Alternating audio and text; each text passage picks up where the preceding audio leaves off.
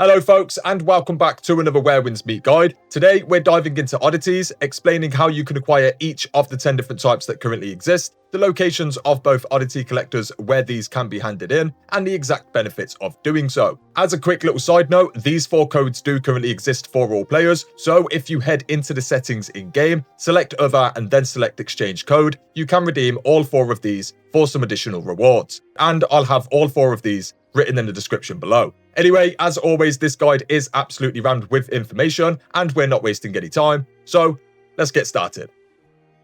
Okay, so there are 10 types of oddities altogether, but when first starting out, you'll only find these 5 right here. These are all locked to the Qinghe region and are the only oddities you will find here. Whereas these 5 are locked to the Kaifeng region and are the only oddities you'll find there. Both regions have separate oddity collectors who both have separate reward paths. They will only accept the oddities from their own region, and thus you do well to remember to revisit both of them often. The reward paths that they have are all centered around character progression, whether unlocking useful skills or just increasing your raw stats. These cannot be overlooked and are an essential mechanic towards character progression overall. The oddities themselves can be seen on a minimap once getting close, however you won't know what the oddity is until you can actually see or hear it. There is a pretty solid online guide with all of their locations listed, which I'll have linked below. If any of these oddities escape your capture, you can fast travel away and then fast travel back, and they will have respawned. We'll be covering the Qinghe region first, going through all 5 oddities and where to find a collector, and then we'll move on to Kaifeng and do the same thing.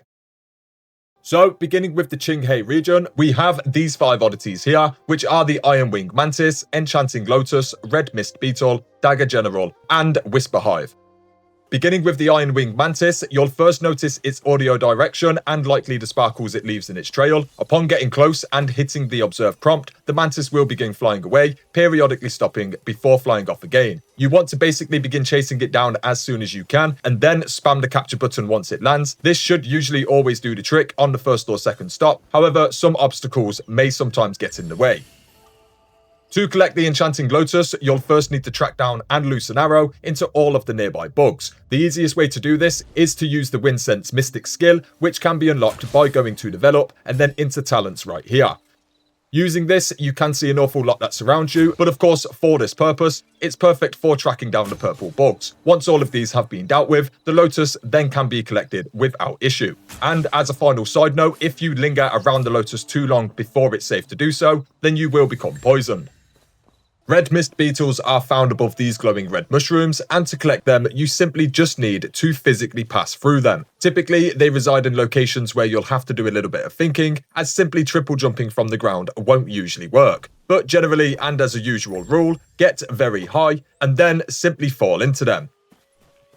Dagger Generals are very simple. You'll notice them by either seeing or hearing the audio direction, or you will see a suspicious pile of rocks, crates, or jars. Either way, you can either slam the ground or attack these with your melee weapon to reveal the Dagger General, and then you can simply just pick them up before they start hopping around.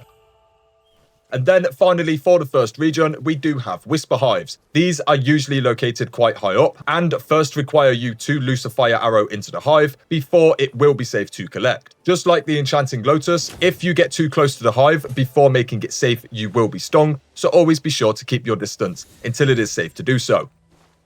Now, the Qinghe Oddity Collector is located right here, and you'll likely have bumped into him already when first starting the game. Make a mental note of this location and NPC, as it's likely you will want to return often and increase your overall progression.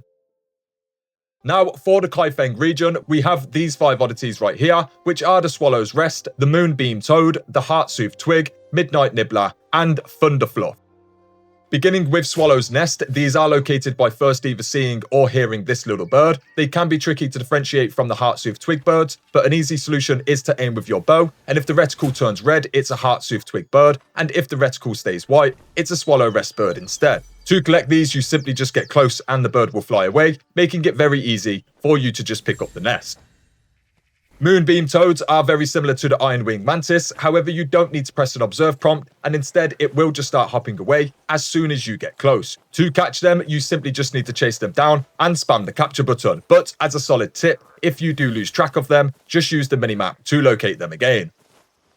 The Heartsoothe Twig birds do look similar to the Swallow's Nest birds, so as previously mentioned, aim from a distance with your bow to spot the difference between the two. If the reticle turns red, then loose the arrow and the bird will drop its twig and then fly away, leaving you free to go and pick the twig up. If you should startle the bird before being able to aim, then you can still hit it with an arrow whilst it's flying away, and it will still drop the twig.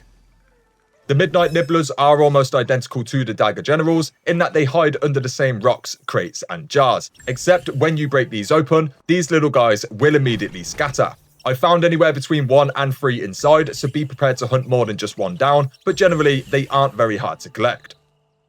And then finally, for this region and for this guide, we do have the Thunder Fluff. When interacting with these, they will propel purple fluffs into the air. You simply just need to move through them all whilst they are still in the air, and once you have done, you will receive your reward. If they touch the ground, it will no longer count, but generally, if you just wait a moment after interacting, the path you need to take is fairly easy to see.